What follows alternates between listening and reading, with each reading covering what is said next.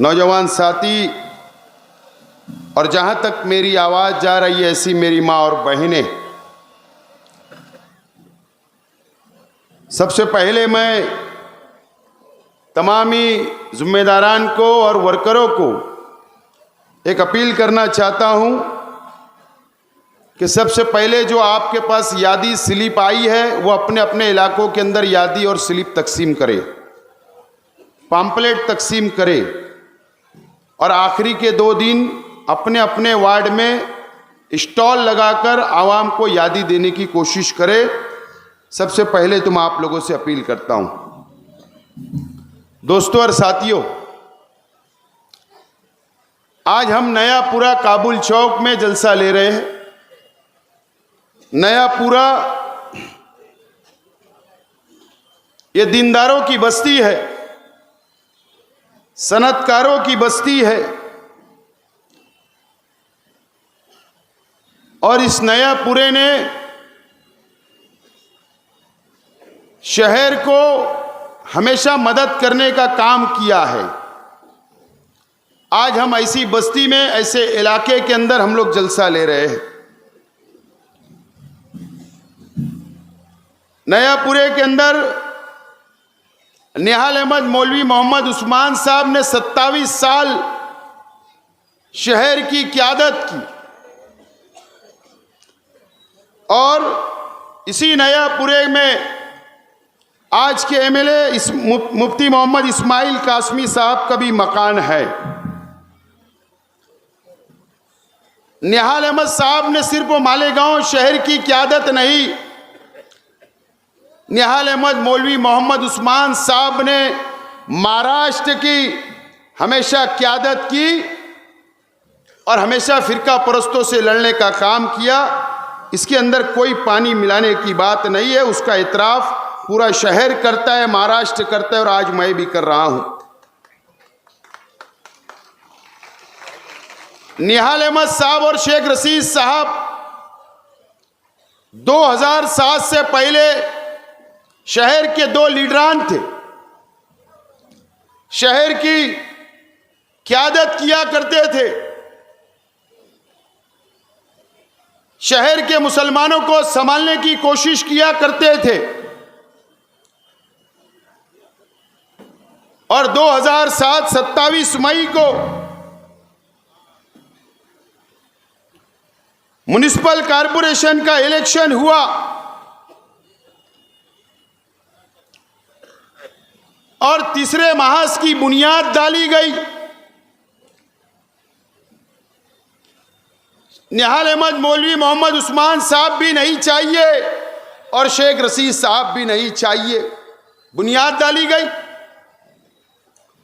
एक बहुत जम्बू जेट, एक बहुत बड़ा पार्लियामेंट्री बोर्ड बना शहर में उस वक्त। और नयापुरा इस इलाके से भी यासीन मेट्रो साहब मरहूम, यासीन बागला साहब, यासीन मुंशी साहब, शफीक मेडिकल वाला साहब, अल्ताफ बाबू साहब, मौलाना अयूब कासमी साहब और अनीस अजहर साहब उस वक्त पार्लियामेंट्री बोर्ड के अरकान थे। बुनियाद रखी गई और शहर के डॉक्टर, उलमा, टीचर, रिटायर्ड टीचर, एक बहुत बड़ी जम्बू जेट, उनको बहुत सपना दिखाया गया, हरा भरा बताया गया और कहा गया कि ये शहर को हमको आगे ले जाना है, इस्लाही सियासत करना है, शहर की हम नुमाइंदगी करेंगे। सब लोगों ने खुशी खुशी सब जमा हुए और तीसरे मास की बुनियाद रखी गई और उस वक्त शहर की आवाम ने तीसरे महाज को अक्सरियत दी। शहर की आवाम ने लब्बैक कहा और उस वक्त 27 सीट तीसरे महाज को चुन कर दी, 27 सीट। आज मुझे बताइए, नयापुरे की आवाम, शहर की आवाम, शहर के मेरे बुनकर भाई या दीनी तंजीमी के जिम्मेदारान या शहर के बाशाऊर लोग मुझको बताइए कि जितना नाम मैंने नयापुरा का पढ़ा हूं, मक्की सेठ को छोड़कर एक शख्स को बता दो कि आज के एमएलए के साथ है क्या।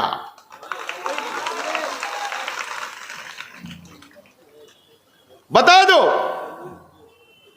कोई नहीं है, कोई नहीं है। क्या वजह है? अब मुझे सवाल है, ऐसे कई लोग जो आज के एमएलए साहब को छोड़कर चले गए, उसकी वजह क्या कभी नयापुरे की आवाम ने जानने की कोशिश की, या उसकी वजह क्या शहर की आवाम ने जानने की कोशिश की? आपको उसको जानने की कोशिश करना चाहिए, क्या वजह यह हटे। बैतुल माल की हिफाजत, करप्शन खत्म करेंगे, इस्लाही सियासत होगी, शहर का डेवलप होगा। जहां पर पावरलूम कारखाने हैं वहां पर रोड पक्की पक्की बनाई जाएगी। क्या नई वादा किए मां बहनों से? हॉस्पिटल बनाए जाएंगे अलग अलग वार्डों में, बैतुल खला बनाई जाएगी। बहुत वादे किए गए, लेकिन हुआ क्या? 17 साल गुजर गए, 17 साल गुजर गए। 3 मेयर हुए। यासीन मेड्रो साहब को अल्लाह ताला जन्नत नसीब करे। उनकी सिर्फ एक छोटी सी ख्वाहिश थी कि मैं स्टैंडिंग कमेटी का चेयरमैन बन जाऊंगा। उनके पड़ोसी उस वक्त शेख रशीद साहब ने कहा कि नहीं, हम आपको चेयरमैन बनाएंगे, हमारा सपोर्ट है। उनको उन्होंने स्टैंडिंग का मेंबर नहीं बनाया, तो चेयरमैन कहां से बनते? बहुत वादे किए, लेकिन मैं आज जिम्मेदारी से बोलता हूं, उस वक्त मैं भी कारपोरेटर था, मेरे कई साथी तीसरे महाज के वो भी कारपोरेटर थे। शहर में सबसे ज्यादा करप्शन, रिश्वतखोरी, सियासत के अंदर सबसे ज्यादा करप्शन, रुपये का लेन देन, सबसे ज्यादा सियासत का खराबा हुआ तो आज के एमएलए साहब की वजह से हुआ। इनकी नीयत उसी वक्त से खराब थी, उसी वक्त से खराब थी। उस वक्त तो कोई टिकट नहीं ले रहा था, किसने पैसा नहीं दिया। उसके बाद 2012 में टिकट बेचा गया, लाखों रुपया लेकर टिकट का सौदा किया गया। टिकट का रेट था नयापुरे का 25 लाख, इस्लामपुरे का 25 लाख, बेलबाग का 25 लाख, रविवार वार्ड का रसूलपुरे का 25 लाख, ये रेट खुले थे। नया इस्लामपुरे का 15 लाख, आजाद नगर का 10 लाख, इस तरीके का रेट खुला और टिकट बेचा गया और करोड़ों रुपए की रिश्वत ली गई। और इसीलिए पार्लियामेंट्री बोर्ड के अराकीन धीरे धीरे वहां से कम होना शुरू हो गए। क्या यार, हमने क्या सोचा था कि एक आलिम है, एक मुफ्ती साहब है, ये इस्लाही सियासत की बात कर रहे, ये करप्शन को खत्म करेंगे। लेकिन जब इन्होंने अपनी नजरों से देखा तो करप्शन बढ़ रहा था, रिश्वतखोरी बढ़ रही थी, ये अपने आप को अलग कर लिया, इन्होंने अलग कर लिया। उसके बाद स्टैंडिंग मेंबर बनना है तो 5 लाख, स्टैंडिंग चेयरमैन बनना है तो 35 लाख, डिप्टी मेयर बनना है तो 25 लाख। मेयर किसी को बनना है, सपोर्ट करना है, मेरे भी एक घर का मेयर बना था उनकी सपोर्ट से, तो 1,25 लाख। यह सौदा, यह करप्शन हुआ, यह सौदा हुआ, यह करप्शन हुआ। और वहां से करप्शन बढ़ता गया। दो मर्तबा आपने एमएलए बनाया शहर की आवाम ने, 3 मेयर दिए, कई कारपोरेटर दिए। आज मेरा सवाल है इस नयापुरे की आवाम से, मेरी मां बहनों से, यहां के बुनकर भाइयों से, बताइए कि 17 साल में कुछ बदलाव हुआ होगा तो मुझे बता दो, कुछ बदलाव हुआ होगा तो मुझे बता दो। या नयापुरे की आवाम कम से कम ये मुझे बता दे कि इस नयापुरे के अंदर कोई दीनी लाइब्रेरी बनाए क्या, या ये बता दिए कि आपके बच्चों के लिए कोई स्टडी सेंटर इन्होंने बनाया क्या, या दीनी लाइब्रेरी बनाए क्या। कम से कम आप ये तो बता दो कि 17 साल में आपने ये किया शहर के लिए। बाकी जाने दो करोड़ों की इमारत, बड़ी बड़ी इमारतें, बड़े बड़े हॉस्पिटल, वो सब बात जाने दो। सिर्फ नयापुरे के अंदर दीनी लाइब्रेरी भी बनाए होगे तो बता दो 20 बाय 20 की, तो मैं मान लूंगा, नयापुरा मान लेगा। कुछ काम नहीं किया नयापुरे, हमेशा नयापुरे की आवाम का इस्तेमाल किया गया, माँ बहनों का इस्तेमाल किया गया, मजहब की आड़ में इस्तेमाल किया गया। आज नयापुरे वालों को सोचने का वक्त आ गया है। मेरे पीछे जमीयतुल उलमा का दफ्तर है, ये मैं नहीं बोल रहा हूं, ये मोहम्मद आमीन मोहम्मद फारूक जो उन्हीं के पार्टी का कारपोरेटर था, सिराज चौक पर चुना भट्टी के ऊपर मोहम्मद आमीन साहब ने यह इल्जाम लगाया कि 2019 के इलेक्शन में जमीयतुल उलमा के दफ्तर से, जमीयतुल उलमा के चंदे के पैसे से 50 लाख रुपया निकाला गया इलेक्शन लड़ने के लिए। ये मैं नहीं बोल रहा हूं, 50 लाख रुपया निकाला गया।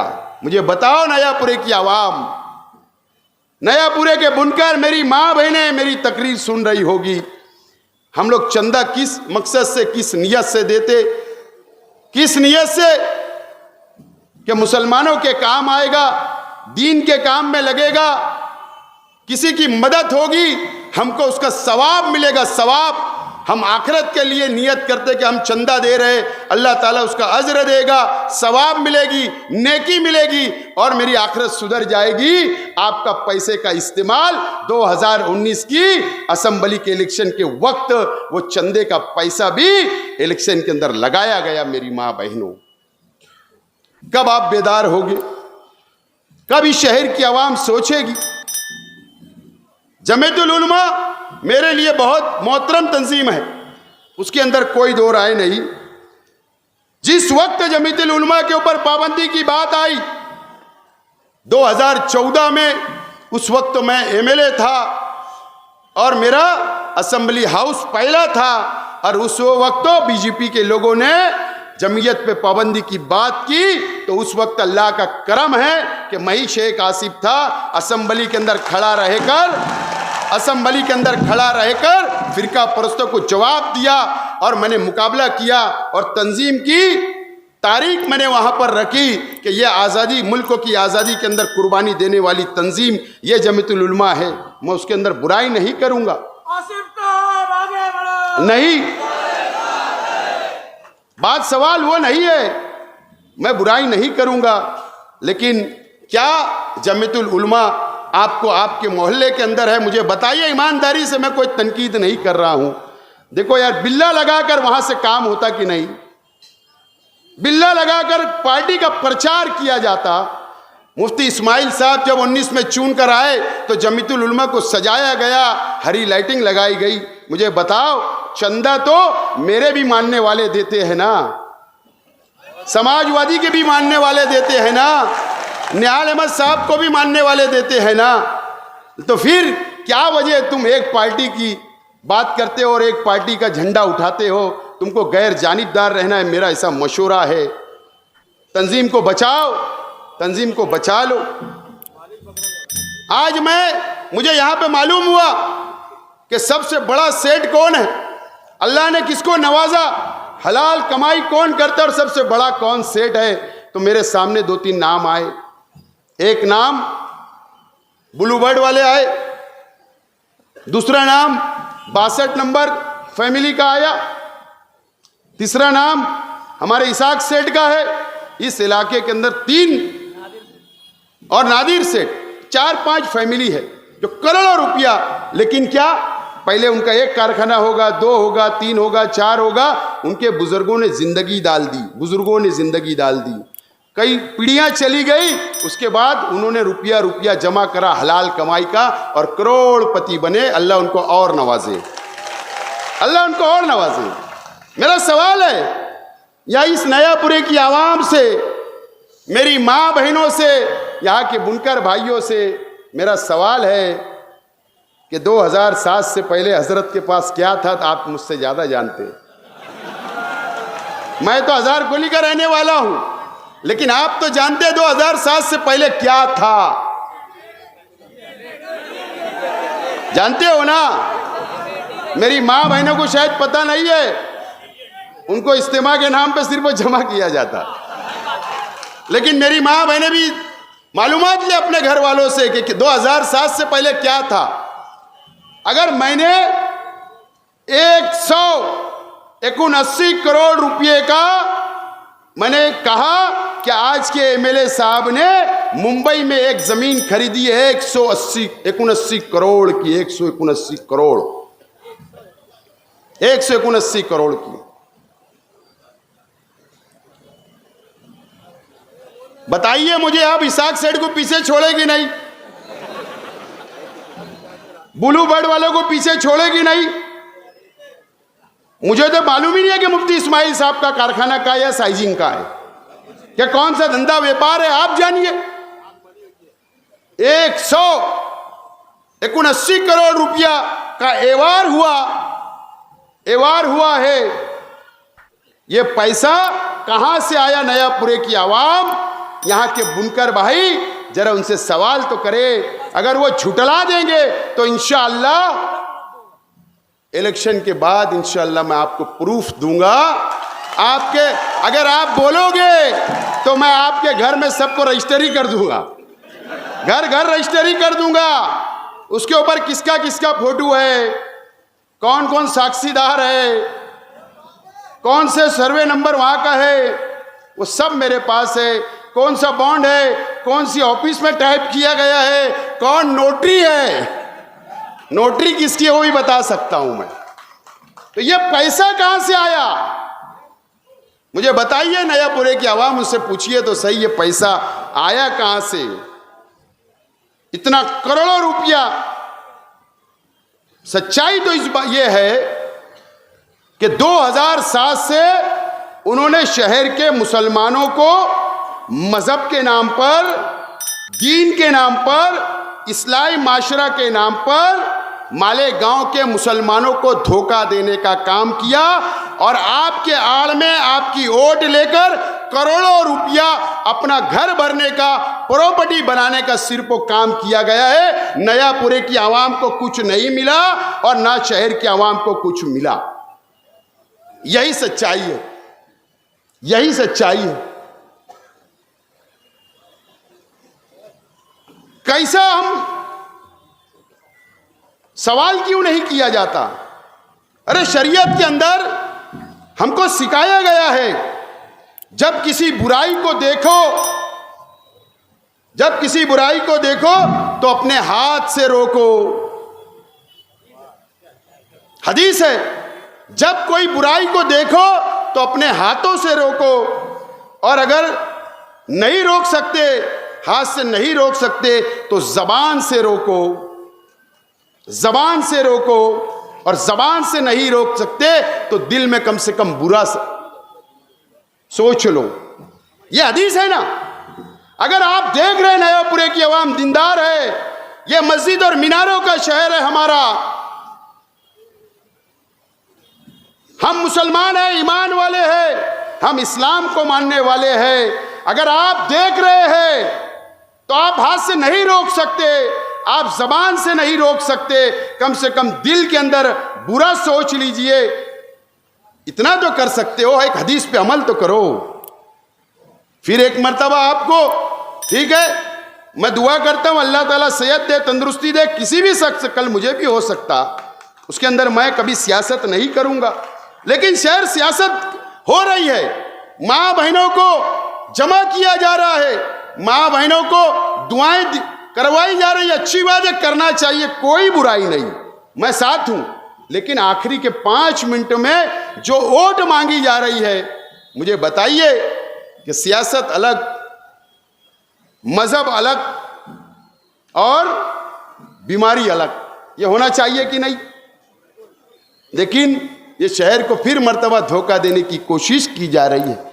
मैं नयापुरे की आवाम से आज बहुत अपील करने के लिए आया हूं, और खास तौर से बुनकर भाइयों को, कि आप मुझको वोट दे, मुझे कामयाब करें।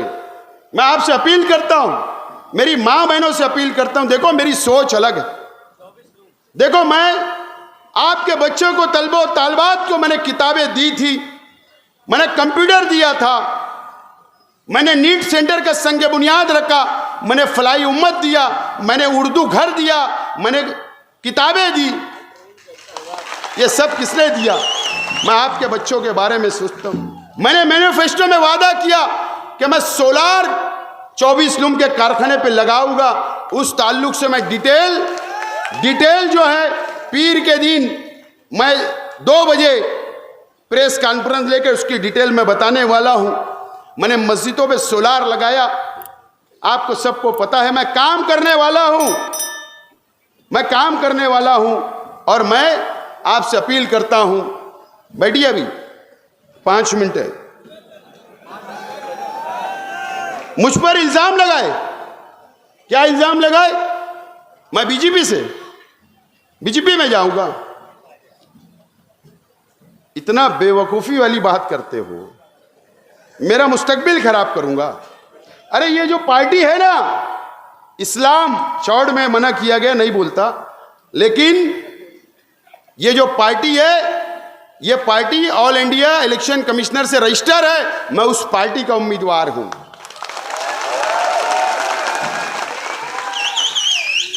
मैं जाऊंगा तो सेकुलर सरकार के साथ, और नहीं तो अपोजिशन में बैठूंगा। एकदम साफ मेरा नारा है। अजीत दादा के ताल्लुकात घर पर, सियासत में नहीं, घर पर। लेकिन अगर मैं किसी से हिकमत अमली से ये शहर को कुछ दे रहा हूं तो बुराई क्या है? क्या बुराई है? दूसरी बात, मैं एमआईएम के ताल्लुक से आज बुनकर भाई संजीदा हो जाए, तालीम याफ्ता लोग संजीदा हो जाए, शहर की आवाम संजीदा हो जाए। 2019 में आपने एमआईएम पार्टी का एमएलए चुन कर दिए। मुझे बताओ, 5 साल वो बाहर थे या नहीं? ना कांग्रेस इनको लकड़ी से छूती, ना उद्धव ठाकरे इनको साथ लेंगे, ना राष्ट्रवादी इनको साथ लेंगे, इनको बाहर रखेंगे। क्यों? ये फिरका परस्त पार्टी है। 5 साल नुकसान किसका हुआ? शहर का हुआ, शहर के बुनकरों का हुआ, शहर का डेवलप नहीं हुआ, कोई कॉलेज नहीं आई, कोई तालीमी अदारे नहीं बने, नुकसान हुआ। फिर एमआईएम से उम्मीदवारी कर रहे, फिर एक झुट्टा आया है बड़ा, फिर झूठ बात बोलेगा। 5 साल में आऊंगा, 5 साल बाद आया, हर 2 महीने पे बोला 5 साल। मुझे बताओ, अगर फिर चुन कर दे दिया, मेरा सवाल है, संजीदगी से सोचो। उद्धव ठाकरे महाविकास आघाड़ी सरकार में है, वो बोलेगा एमआईएम आएंगी तो मैं चला बीजेपी के साथ। इनको कोई भी नहीं लेगा, महाविकास आघाड़ी नहीं लेगी, इनको बीजेपी वाले नहीं लेंगे। लेकिन शेख आसिफ ऐसा है कि शेख आसिफ को महाविकास आघाड़ी से अभी से ऑफर आ रही है, अभी से ऑफर आ रही है। देखो, ये शहर का मुस्तकबिल है। 20 तारीख को शहर का मुस्तकबिल का फैसला ये शहर की आवाम को करना है। मेरी माँ बहनों से मैं अपील करने के लिए आया हूँ, आप मुझे बेटा समझ के, अपना भाई समझकर, अपना बेटा समझकर मुझको वोट दे, और मेरे लिए मेरी माँ बहनें दुआएं करे, अल्लाह से दुआ करो, हक के साथ रहो। मैं हक पर हूँ, आपकी रहनुमाई करना चाहता। और 20 तारीख को दोस्तों और साथियों, मेरा निशान रिक्शा है, 3 नंबर बटन है। मैं आपसे अपील करता हूं, और मेरा एक सवाल था, एमएलए साहब, दादा भूसे को गिराने का जवाब नहीं दे रहे। आप बीजेपी से मिले हो, शुक्रिया।